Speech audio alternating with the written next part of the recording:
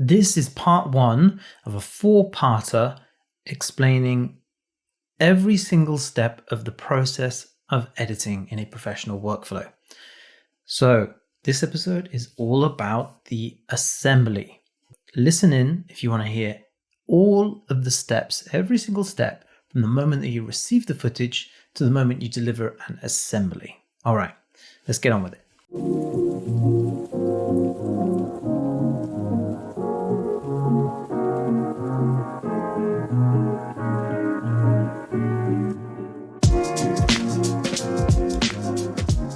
Hello, welcome back to another episode of the video editing podcast from Unsplice.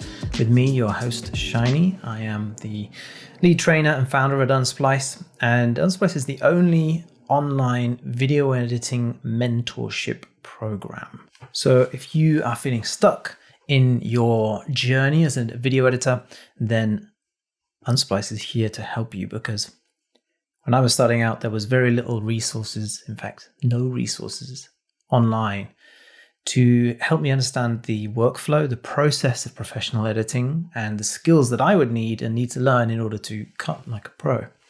And so this is my way of giving out to the video editing community and helping you achieve your video editing goals as soon as possible, and cutting out all those years of trial and error and guessing.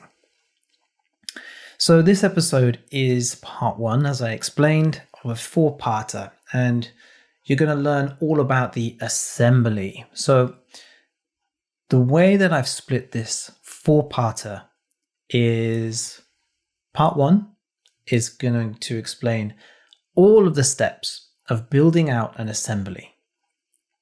Part two, you're going to learn about the rough cut. Part three, the fine cut. And part four, the online. So those are the four steps that a professional edit will go through. Certainly if you're working on documentaries or something like this, or broadcast, even in a commercial environment, you will find that the edit goes through this same process in a professional scenario. So this is going to break down each of those steps and everything that is involved in each of those steps. So part one is assembly. Today we're going to learn about assembly. And so what is an assembly, and what stage does it have to be in to be considered an assembly? What are the main things you're thinking about as you're building an assembly? So an assembly, really, in its rudimentary form, is a very basic, it's a simple edit. It has all of the main things that you want from an edit. It has most of the dialogue. It's a first pass. It has a bit of B-roll. Maybe it has some music. It's super rough. You know, there's jump cuts. There's bits of B-roll that's shaky. The music isn't cut perfectly, but you get a vibe for it. You can understand where it's going once it's been polished a bit. This is the most lengthy part of the editing process, generally, because you are going from nothing to an edit. You're building something. And that takes a lot of cognitive power. It takes a lot of understanding of storytelling and trying to figure out what story it is that you are telling.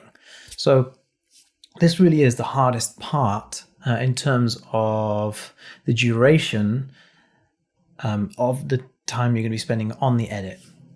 Now, if you ask different editors what is actually the hardest part of editing, you know, it depends on the client sometimes.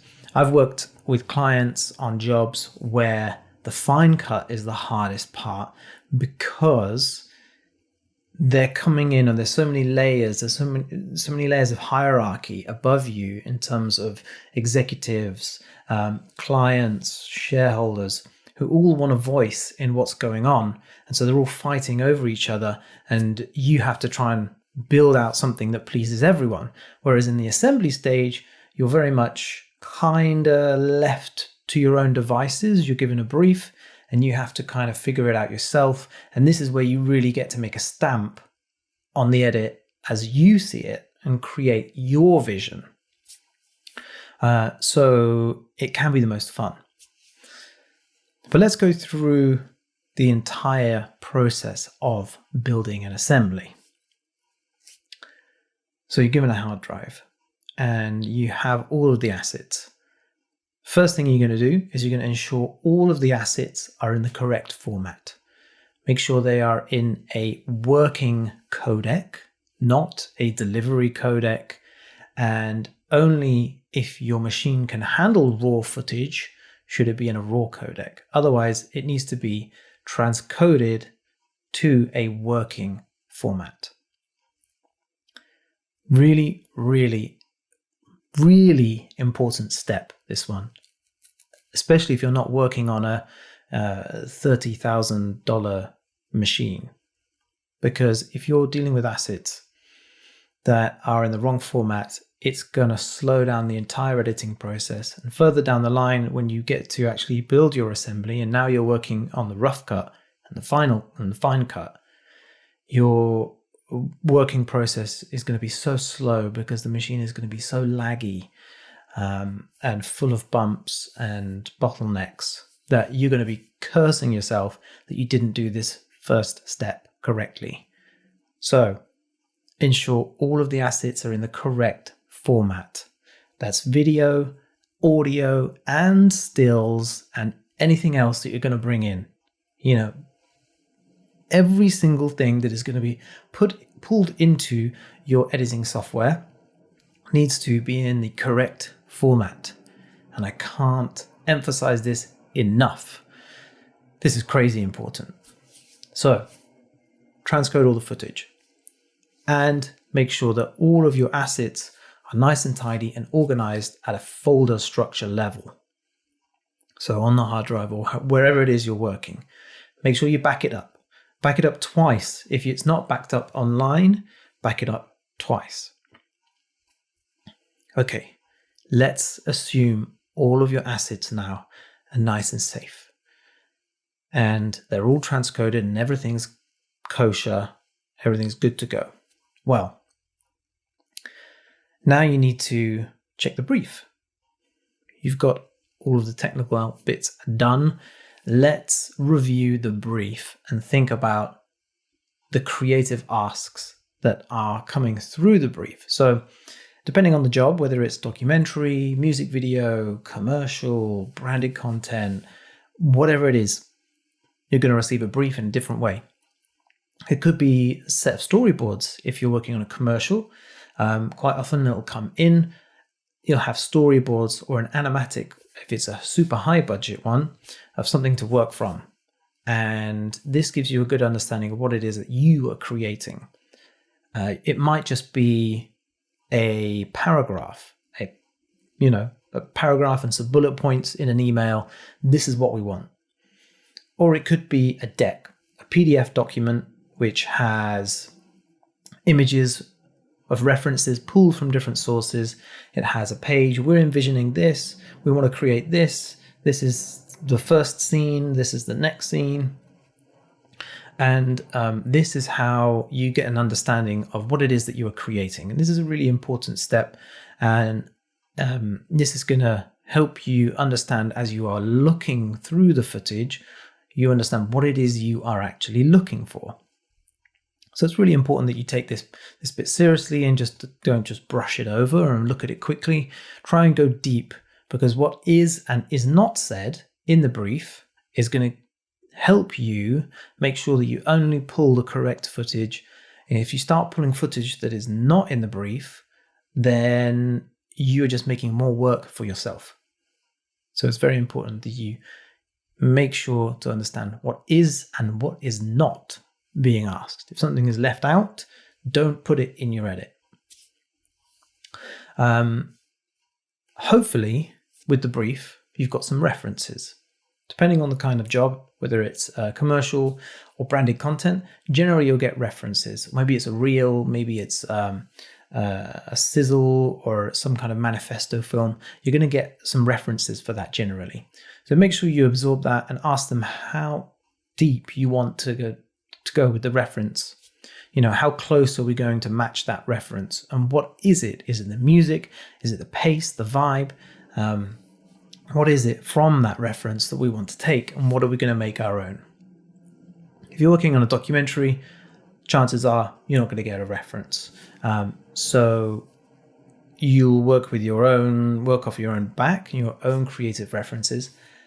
But the chances are that you got that job because of your portfolio, because of the past stuff that you've cut. So not such a deal breaker or a thing to be worried about if you don't have references if you're cutting a documentary. Okay, now we have an understanding of the project. We understand what's being asked of us. We've got the footage. That's safe. Make sure all the footage is organized inside your editing software. Now we're bringing all that in. We understand what is being asked of us. And the brief, if it's a large project, will help you understand probably how this thing has been shot. Is each day going to be in a different scene? We're in different locations? Or is the footage going to be shot chronologically, and we're showing somebody's journey, their journey from one place to another, or through time, or as they overcome something? We have an understanding of the story, so now we can understand what's the best way to organize our footage within our editing software. Make sure it's organized nice, labeled accordingly. And then the first thing you're going to do once you have all of that in there, and let's quickly recap, because all of the footage, all of the music and all of the assets are all in the correct format. Then we have reviewed the brief and the storyboard, immersed ourselves in that. We've brought all of the assets into the software at this point, and now they're all in the correct format. It's all good and they're organized perfectly so that we can find everything. Then we're going to create a string out. Now, if you're unsure what a string out is, I encourage you to head to unsplice.com/terms. That is your new video editing terms Bible. That's your glossary, your encyclopedia. If ever you come across a term that you are unsure about, I have created a glossary of all the professional video editing terms that you will come across in an industry environment, so that you can understand quickly what that means without having to ask someone or feel embarrassed that you don't know what that means. So unsplice.com/terms, TERMS, terms. So that's your new glossary Bible. So now we're creating a string out. And with a string out, you want to ensure that you sync all of the multiple cameras that have been shot. So if any scene has been shot with multiple cameras, 2 or more, make sure that they are all synced together on your string out. A string out is essentially just one long timeline of all the footage that's been shot. How you organize that is up to you. I tend to do it as it's shot chronologically. Here's shoot day 1. Great. Shoot day 2, shoot day 3. You might choose by location. And then on that string out, you will find all of the multiple multicam scenarios are synced. And also all of the audio is synced. So if audio is recorded separately to the visual, this is where you sync it. You sync it on the string out, because now you have that string out, you have basically a master file, a master sequence that you can pull all of the footage from that you need. And so if ever you need to think, okay, I need some footage, you can just review the string out and scrub through that and pull directly from that into your new timeline in order to create it. And you know that all the cameras are in sync and all of the audio is in sync. And if you have any subtitles, if it's in a foreign language, for example, then it automatically pulls all of those in all together. So a string out is super important, especially if you're dealing with multiple cameras, external audio sources, or subtitles, especially if you're dealing with all of them together, because you can just pull all of that in from the source monitor and drop it on the timeline super quick. So now you have your string out. You can mark the footage so you understand what is happening in each parts of the string out. You can also mark the footage as you review it. But just think about how you're going to mark the footage using markers, or perhaps you like to use metadata. However it is that you like to organize footage, this is the time. Now we have everything organized, ready to go. Everything before this point has been technical workflow. Incredibly important to ensure that the entire creative process is super smooth. There's no bumps, no bottlenecks, no lags. And if you skip any of those steps that we've just covered, then you are setting yourself up for failure when it comes to the creative process. None of that should be skipped. So now that we have all of that ready, you need to think about the story. Now we're going to start creating the actual edit. Think of the story thread. The story thread, if you're familiar with the Shiny principle, SHINY, the why in the Shiny principle, why are you making this film? Why is it important? Why should we watch it? That is the story thread. So what's the story that connects the entire piece, the entire timeline, everything that is going to go on that timeline now? What's the story that connects it? So you need to have this in your mind before anything. The story thread should be one sentence that explains the entire story and the purpose for that story. And now you have this story thread, write it on a post-it note, put it above your edit station, because you're going to refer back to this every time you're pulling any footage to make sure that it speaks to that story thread. If it doesn't answer that question or relate to that sentence, that story thread, then it's not needed. Get rid of it. If you don't really fully understand the footage or what it is you're being asked to create at this point, then save this step until after you've reviewed the footage. And that's the very next step. Review the footage. Now, if you have time, in an ideal world, and this used to be the case when I was editing, 15 years ago, 10 years ago even, you would have enough time to review the footage twice. Once just to kind of like check it out, and then the next time to pull the bits that were relevant to the story you're trying to create. Now, it doesn't happen anymore. So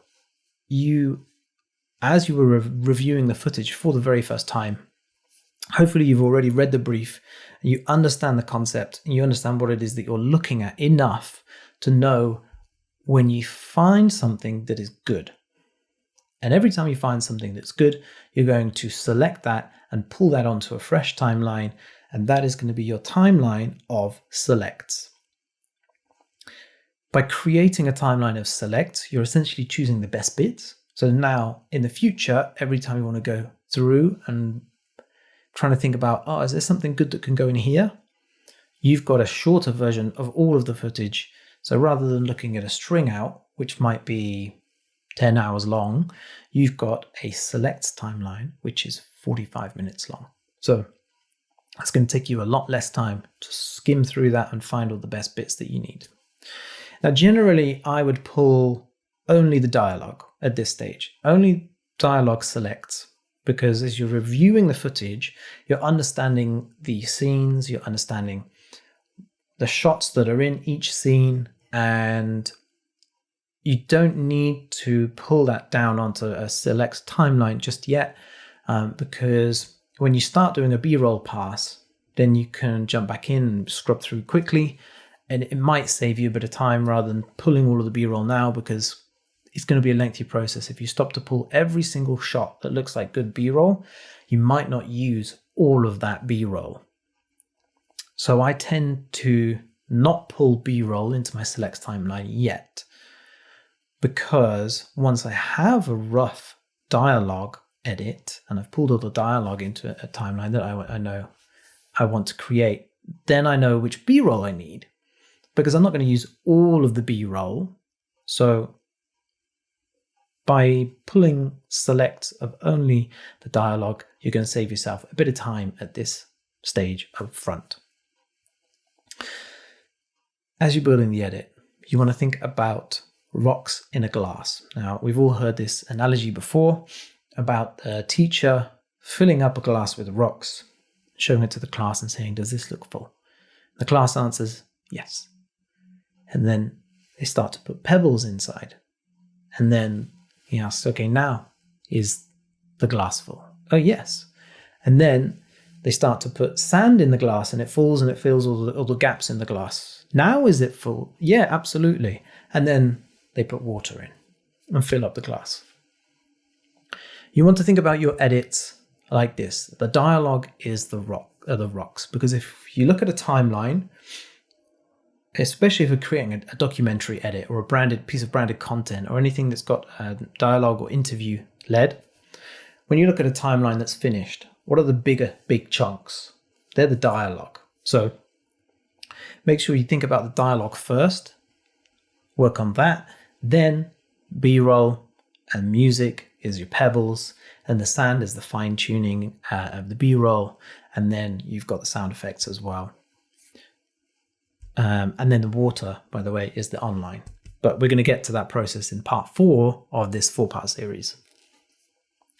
So now you are just pulling selects of dialogue. That's all you're doing. As you're doing this, or once you've finished reviewing all the footage and pulling together a selects timeline of dialogue only, you should now understand all the footage that you have available to you. You may have to skim through that whole process and just watch back the dialogue if time is really tight, schedule is tight.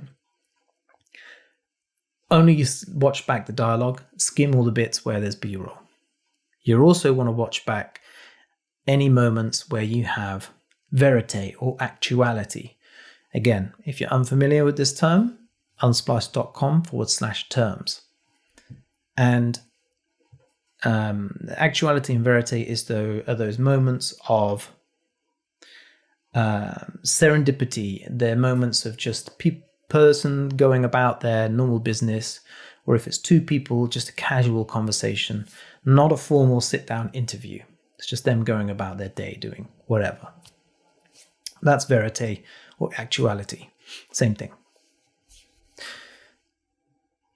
So you understand now the story that you, or rather the assets that you have available to you, the footage that you have. Now you can think about the story that you are creating. What's the story thread? We spoke about this earlier. What is that one sentence that is going to tie every single piece of dialogue and every single shot together? Think about this hard, and you may not get it right first time. Certainly in the last edit that I have been working on, it took me at least a week of just playing around with different ideas and trying to build out one of the characters' plots, one of the ideas, the stories that we follow, and kind of thinking about how can we make this character relatable and how can we get the audience to like them, because on the surface they were an influencer. And so sometimes the first thing that people think about an influencer has negative connotations. So how can we make this person likable? And so that was the main thing that we had to communicate from the very beginning. How do we get the audience to like this person? And so you might not get it right first time. It might take a bit of thinking, a bit of back and forth, trying out different things. Write it down on a post-it note. And this is how I think every editor kind of finds their feet when they're trying to figure out their story. Use post-it notes, write down the scenes, what goes on in those scenes, or even ideas or things that are spoken about, and move these post-it notes about to create a Post-it note edit, and put that on the wall, and you can easily shift things around until things seem right, until it flows. And that is how you develop that story thread before you've even created an edit. There's a lot of work going in up to this point here.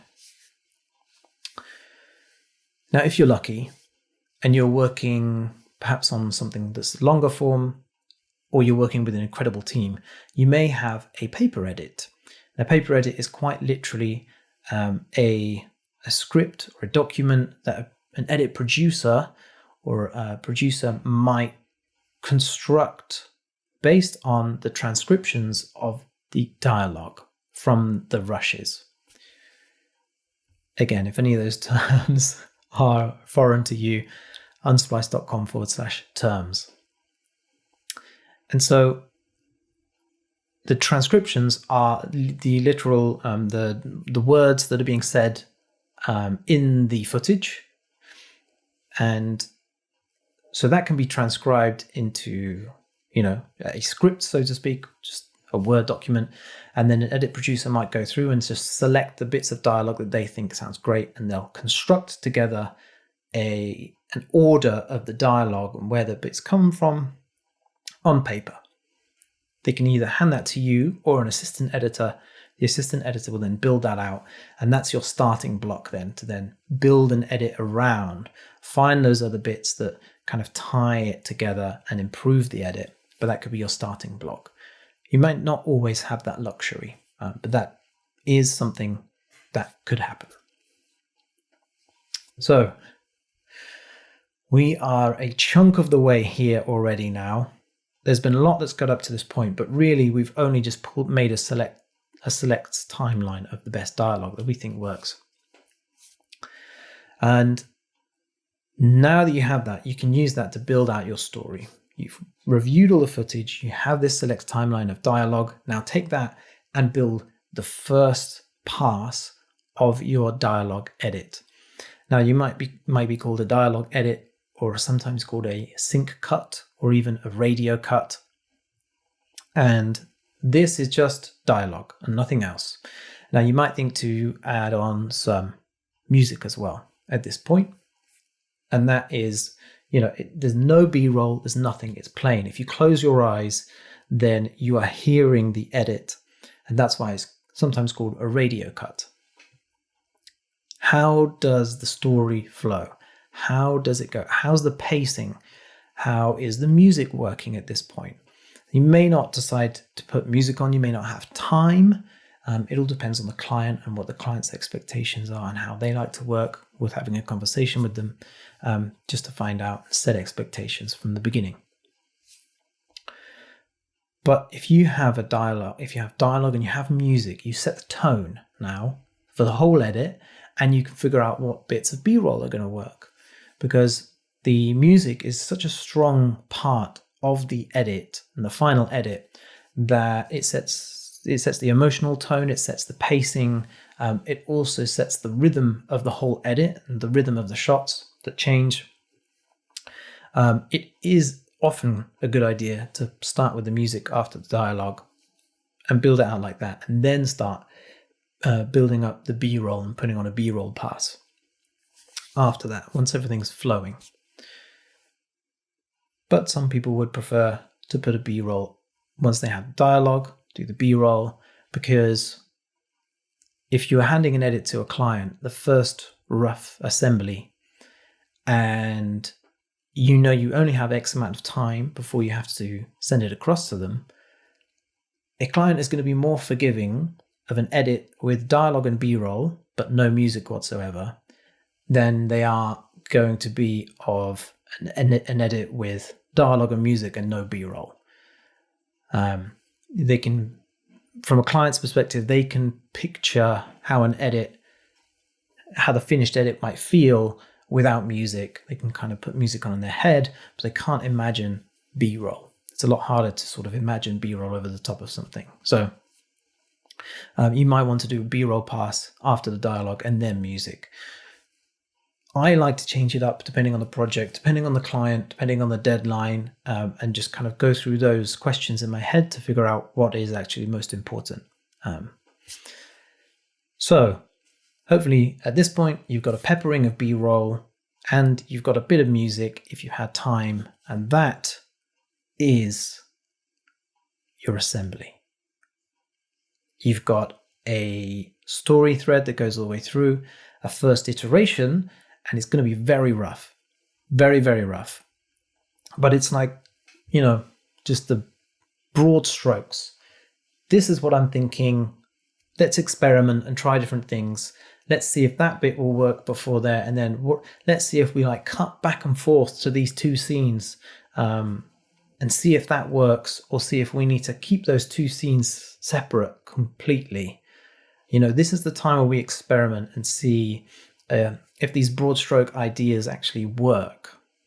Because after this point, it becomes a lot harder to move stuff around and experiment with the bigger ideas when we're playing with the rocks.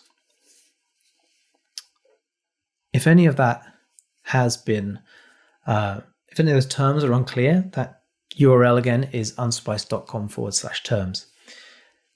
And if you feel like any of this has gone over your head, or you feel like you'd like to know how to do any of these processes, then head to unsplice.com/pro.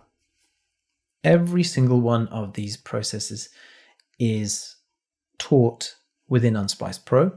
You've got some training waiting for you within there, and you also can speak with me. And if you ever get stuck, or you are unsure about any of the processes, or you don't think you're doing it right, or maybe you just like a little help, or you have any questions whatsoever about anything, then I am in the platform along with all the other splicers to answer any questions that you have. So you will never get stuck. So I'm just going to very quickly recap all of those steps again, so you understand the process of creating an assembly before the next episode, which will be talking about the rough cut. So firstly, ensure all of your assets are in the correct format. As soon as you receive that hard drive, make sure they're all in the correct format. Back it up twice. Transcode any footage that needs transcoding, and make sure to review the brief, the storyboard, the deck, the creative, whatever it is that you have. Check out any references that the client has sent your way, and then organize the footage at a folder level. Create a string out so that you have all of your cameras synced, all of the audio synced, and all of the footage marked and organized in a way that makes sense for this particular project, because every project is going to be different. Think about the story thread. That's the why in the Shiny principle. Why are you creating this film? Why should the audience watch it? What is happening? Review all of the footage, or actually just the main dialogue bits of footage, because time is tight. You can scrub through the B-roll, make sure you watch any bits where there's bits of actuality or verite, and pull any selects of the dialogue onto a select timeline.